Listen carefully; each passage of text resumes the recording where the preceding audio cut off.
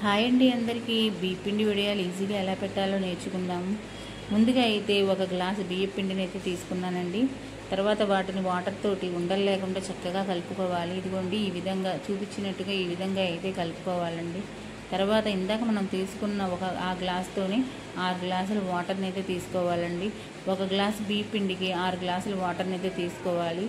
తర్వాత ఈ విధంగా చూపించినట్టుగా వాటర్ కొద్దిగా మరుగుతుండగానే తగినంత ఉప్పు, తర్వాత పచ్చిమిర్చి జీలకర్రను పచ్చాగా దంచింది దాంట్లో యాడ్ చేసి చక్కగా తిప్పుకోవాలండి. తిప్పుకున్న తర్వాత అది మరుగుతుండగానే మనం ఇందాకైతే పిండి కలిపి పెట్టుకున్నాం కదండి, దాన్ని అయితే యాడ్ చేసి చక్కగా కలుపుకుంటూ ఉండాలి. కలుపుకున్న తర్వాత చూడండి ఈ విధంగా అయితే తయారవుతుంది. ఈ విధంగా తయారైన తర్వాత వెంటనే వేడి మీదే మనమైతే పెట్టుకోవాలండి. వడియాలు చల్లారిపోతే చాలా గట్టిగా అయిపోతుంది.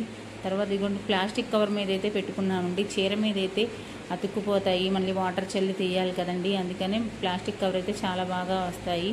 చూడండి ఈ విధంగా అయితే వచ్చాయి. చాలా క్రిస్పీగా ఉండే వడియాలు అయితే రెడీ అయిపోయాయండి. సంవత్సరం పాటు నిల్వ ఉంటాయి.